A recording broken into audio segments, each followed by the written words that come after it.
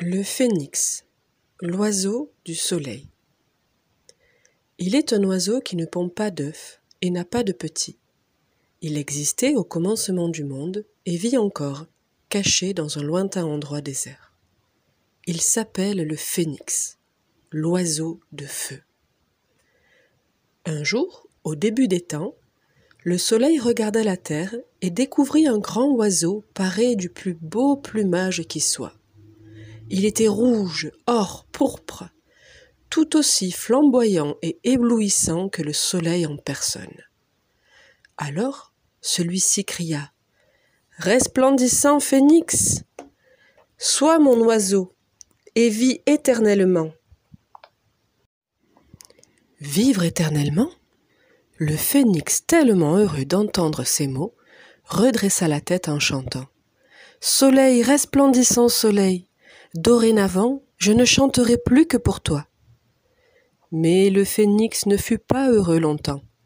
Pauvre oiseau, son plumage était trop beau. Sans cesse, hommes, femmes et enfants le poursuivaient. Ils voulaient lui voler quelques-unes de ses si chatoyantes plumes. « Je ne peux plus vivre ici, » pensa le phénix. Et il se dirigea vers l'est, là où le soleil se lève chaque matin.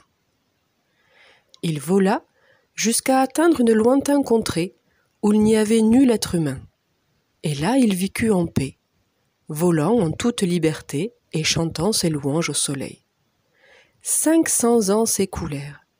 Le phénix vivait toujours, mais la vieillesse le gagnait. Il était souvent fatigué et ses forces avaient décru. Il ne montait plus si haut dans le ciel, il ne volait plus aussi vite que dans sa jeunesse. Il ne faisait plus de si longs voyages. « Je ne peux plus vivre ainsi, » pensa le phénix. Et redressant la tête, il chanta « Soleil, resplendissant soleil, rends-moi ma jeunesse et ma force. » Mais le soleil ne répondit pas. Dès lors, jour après jour, le phénix répéta sa chanson.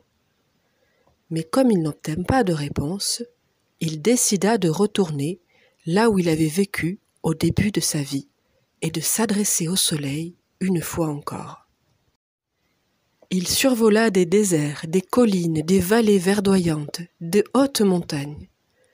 Ce fut un si long voyage que le phénix, qui était si âgé, si faible, dut s'arrêter en chemin. En ce temps-là, les oiseaux avaient un odorat très développé et ils étaient particulièrement friands d'herbes et d'épices. Aussi, à chacune de ces pauses, le phénix récoltait de la cannelle et tout autre de feuilles odorantes. Il en glissait parmi ses plumes et emportait le reste dans ses serres. Quand le phénix parvint sur son territoire d'autrefois, il se posa sur un haut palmier qui poussait au sommet d'une montagne. Sur la cime de l'arbre, il construisit un nid fait de cannelle qu'il garnit de feuilles odorantes. Puis, il partit chercher cette gomme parfumée qui se nomme la myrrhe et que fournit le balsamier. Il en fit un œuf qu'il rapporta dans son nid. À présent, tout était prêt.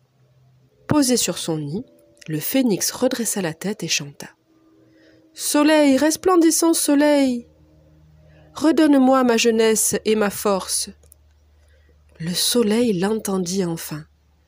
Doucement, il chassa les nuages du ciel, apaisa les vents et illumina la montagne de tous ses rayons. Oiseaux, serpents, lézards et autres animaux fuirent les rayons brûlants du soleil et se réfugièrent dans des trous, à l'ombre de rochers et d'arbres. Seul le phénix resta sur son nid et laissa les rayons du soleil frapper son magnifique plumage. Soudain, il y eut un éclair. Des flammes jaillirent du nid et le phénix se transforma en une grosse boule de feu. Puis les flammes s'éteignirent. Le palmier n'avait pas plus brûlé que le nid. Mais le phénix n'était plus là. Et dans le nid, il ne restait que des cendres grises. Ces cendres parurent frémir. se soulevait doucement, et des cendres renaquit le jeune phénix. Tout petit, tout fripé, mais il étira le cou, déploya ses ailes, les agita. De seconde en seconde, il grandissait, et il finit par atteindre la taille de l'ancien phénix. Il regarda autour de lui et découvrit l'œuf de myrrhe, le creusa, plaça à l'intérieur les cendres, le referma. Alors, le phénix redressa la tête et chanta. « Soleil, resplendissant soleil, je ne chanterai que pour toi éternellement. » Quand il se leva, les vents recommencèrent à souffler, les nuages envahirent le ciel, et toutes les autres créatures vivantes sortirent de leur cachette. Le phénix prit l'œuf dans ses serres et s'en alla à tire-d'aile.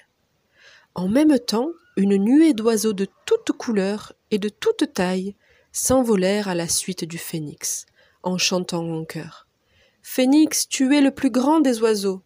Phénix, tu es notre roi. » Et tous ces oiseaux suivirent le phénix jusqu'au temple du soleil, que les Égyptiens avaient construit à Héliopolis, la cité du soleil. Le phénix déposa l'œuf et les cendres qu'il renfermait sur l'autel de l'astre du jour. « À présent, dit le roi des oiseaux, je dois continuer seul. » Et sous les yeux de ses sujets, il s'envola vers un lointain désert. Il y vit encore, mais tous les 5 siècles, lorsqu'il commence à se sentir vieux et faible, il retourne sur la montagne à l'ouest. Il y construit un nid odorant à la cime d'un palmier, et de nouveau, il devient cendre. Mais il renaît toujours de ses cendres, de nouveau, jeune et fort. Merci, à bientôt.